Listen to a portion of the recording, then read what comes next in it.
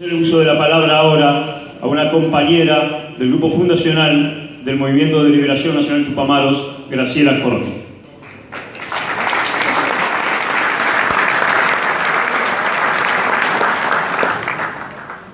Bueno, queridos compañeros y compañeras, yo, el estilo de mi ponencia, porque yo sabía que tenía un panel fuerte, que iba a hablar de las ideas, de la ideología, de los planes, de la estrategia, de todo lo que Raúl hizo en su vida, yo encaré mi ponencia desde otro lugar, un lugar de acercamiento a quienes no lo conocieron y quizá de recordatorio para aquellos que lo conocimos, de un recorrido por su vida a lo largo de 3 décadas prácticamente. Es algo más coloquial, ¿no? Por cierto.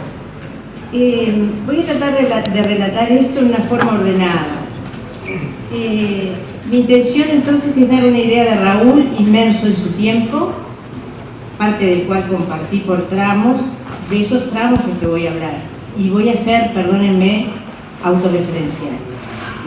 Compartí sus ideas, abracé con él y muchos más el proyecto revolucionario y lo viví con él en forma muy cercana durante muchos años. Decía que luego de lo había escrito, luego de las intervenciones, que estaba segura que iba a ser así de los que me precedían, tenía que hacer esto. Y además quería hablar de los compañeros y de Chela, que sabía que poco me iban a dejar para decir de lo sustancial de Raúl, el pensamiento de Raúl, y centrarme en esa personalidad tan particular que él tenía, ¿no? Tengo en la memoria fotografías, lo veo pasar muy tempranamente. Yo realmente era una niña, una jovencita muy joven. Lo veo pasar enfrente de mi casa en Paysandú y saludarme, iba a su trabajo. Él trabajaba en un estudio jurídico que quedaba a 3 cuadras de mi casa. Iba con su traje gris, eso lo recuerdo perfectamente, una corbata roja siempre mal atado, el nudo, mal hecho el nudo. La semana pasada me decía adiós, porque era lo que se decía en el interior, adiós, adiós. No nos conocíamos, yo no sabía quién era. La semana pasada, conversando con Chiflé, me decía que él había ido a Paysandú, por mandato del Partido Socialista, a desarticular una infiltración trotskista del partido. Nos reímos ahora, pero era una cosa muy seria en ese momento. Después que hizo la tarea, decidió quedarse ahí, en la ciudad industrial, Pailana, Alcueros, Zucarlito, Norteña, fábricas enormes con muchos trabajadores. Él era procurador, trabajaba en el estudio jurídico ese que les hablé, sabía de leyes, tenía experiencia organizativa y allí había mucho trabajo por hacer. La economía del país iba tomando caminos de declive después de la bonanza de las guerras, la última, Corea. Sobrevenía rápidamente la crisis económica y social. El movimiento sindical reclamaba con fuerza. Lo recuerdo también en el sindicato de los remolacheros, sentado en una mesa repleta de papeles rodeado de gente.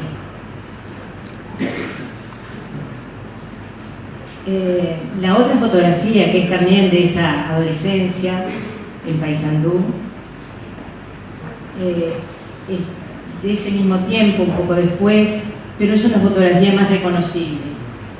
Está, y yo también estoy allí, en el Centro Socialista, y nos está dando, en la calle 19 de Abril, y nos está dando a algunos estudiantes y a algunos obreros, todos jóvenes, un curso de marxismo.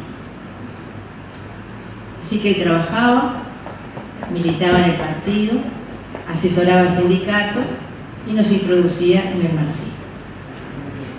También recuerdo en esos años, primeros años de los 60, en charlas donde él invitaba, él era, digamos, la jerarquía que tenía el Partido Socialista empezando, y él traía invitados de Montevideo, y la que recuerdo con mucha nitidez dándonos una charla es a Jorgelina Martínez y a Raúl a su lado, por supuesto.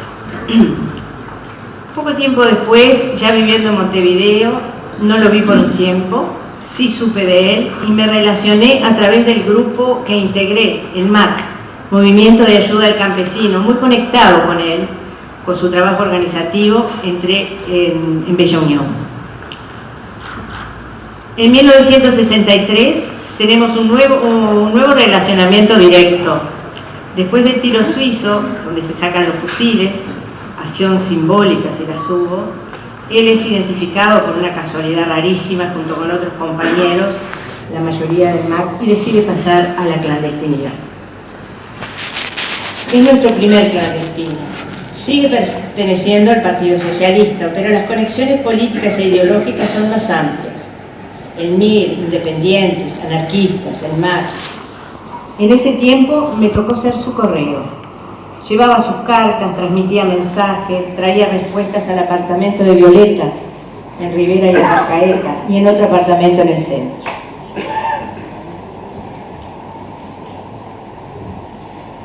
Ya estamos como país instalados definitivamente en la crisis económica. Se ha firmado la primera carta de intención con el FMI, la represión a las causas populares se acentúa, se producen las marchas cañeras. Allí conozco a Chela y quedo admirada por su oratoria. No quería pasar sin mencionar esto, Chela, porque también a lo largo de los años hemos compartido militancia y cárcel, y también fuga. Estoy hablando de varias cosas a la vez, soy consciente, pero las supimos vivir, de los compañeros con quienes compartí la lucha y de Raúl. Raúl era sociable, empático, sabía transmitir conocimientos, era parco, es verdad, pero tenía un lenguaje muy rico. Podía no extenderse en una argumentación, pero argumentaba con las palabras certeras. No era un Selmar de discurso fulgurante, era un canario sencillo y hablaba como tal. Me consta también que era duro en la discusión, y difícilmente se bajaba de una posición luego que la tomaba. Acostumbrado a la lucha interpares, sostenía sus posiciones hasta lo último. Había un cierto empecinamiento en sus posturas, ya se tratara de temas políticos, estratégicos o tácticos, coyunturales y aún domésticos. Raúl firmaba BB, o sea, BB lo ponía con 2 B mayúsculas. En los 60, BB era la abreviatura que la prensa hacía para hablar de Brigitte Bardot. A veces, después de leer un sesudo o no tanto documento político, ver aquellas 2 B mayúsculas desacomodaba hasta la risa. Contaba el otro día Chiflé que en las discusiones con Frugoni, Frugoni firmaba, discusiones por escrito, ¿no? Frugoni firmaba Espolón y el bebé firmaba Espolín. O sea, estaba acostumbrada a las firmas con cierto grado de humor. Bueno, había dejado al bebé en una clandestinidad solitaria, en un país con bandas fascistas que marcaban con esvásticas las piernas de Soledad Barret, con conciliábulos de militares golpistas, con mucha represión desplegada en la calle, con una izquierda todavía pequeña. Era nuestro único clandestino hasta que otra casualidad histórica pone en evidencia la existencia de una organización armada, más grande, que poseía armas potentes y explosivos.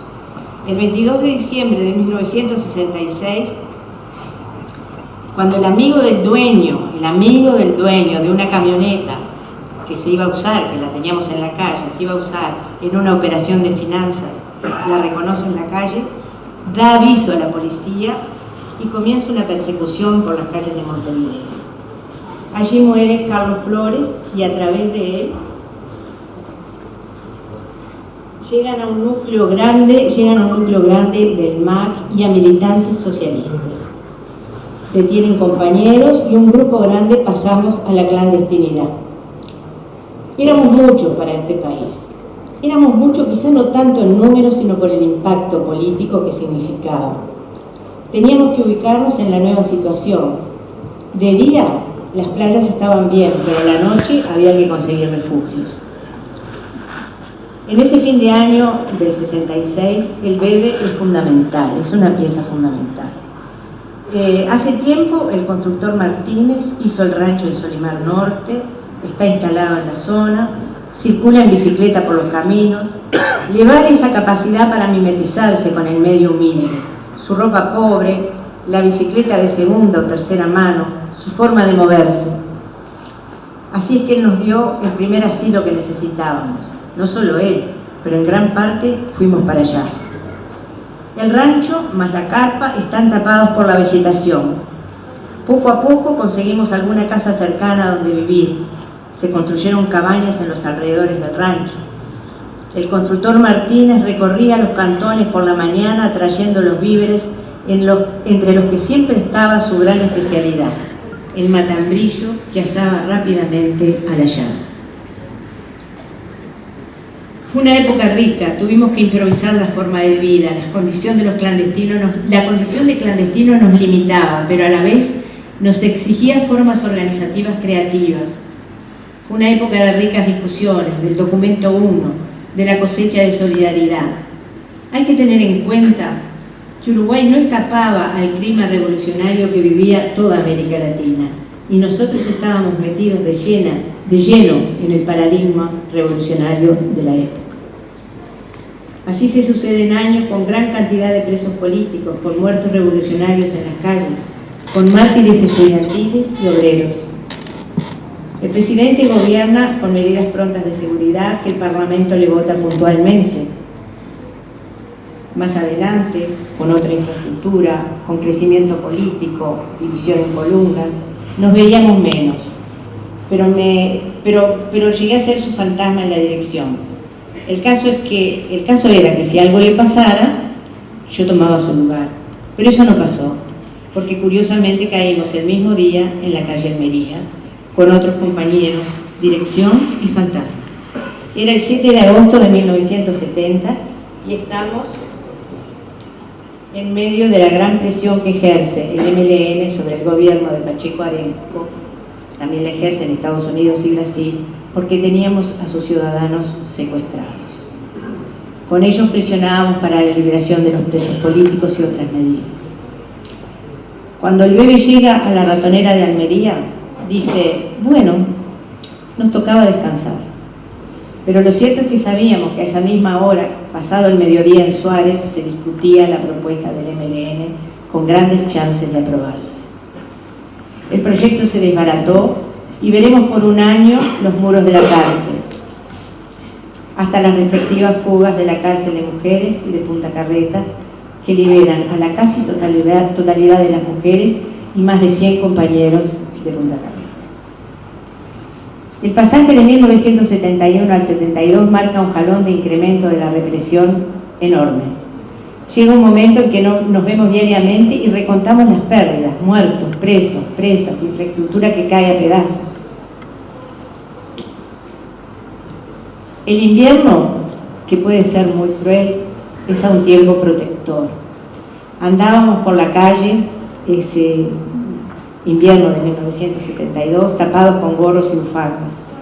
Las caminatas eran cortas, nos debíamos cuidar del ejército, de la policía y también de Amodio, pasado totalmente al enemigo, que era quien mejor nos reconocía. Recuerdo que algunas veces terminamos tirados en la bajada de un garage o escondidos tras alguna puerta cuando veíamos venir a lo lejos un camello. El BEBE siempre llevaba a cuestas un montón de papelitos arrugados en los bolsillos. Por suerte solo él los entendía. Pero cuando estábamos en la calle y empezaba a buscar un apunte entre varios papeles, había que tener paciencia y hacer lo que él no podía hacer, cuidar la seguridad.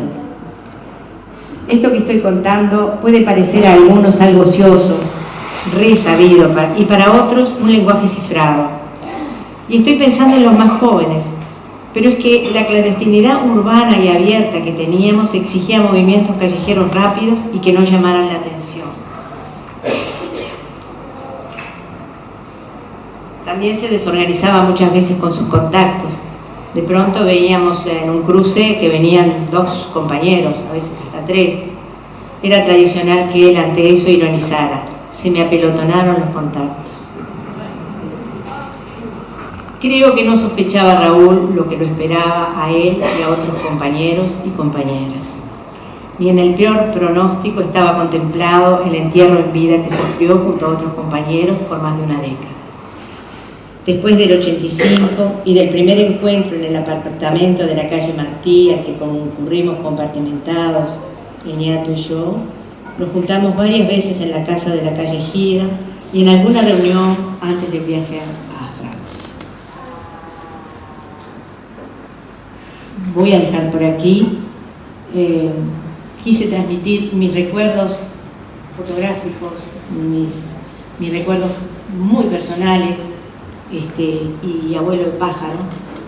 Y yo tengo que agradecer que ustedes me escucharan, dar estas explicaciones muy fragmentarias y casi sin contexto de varias décadas en que vi a Raúl vivir y militar, pero me pareció que era lo mejor que yo podía aportar en esta charla. Para terminar, ahora sí decir que Raúl es como esos documentos antiguos, valiosísimos, atesorados en los archivos y que calificamos como únicos e irrepetibles. Salvando las distancias, así fue. Gracias.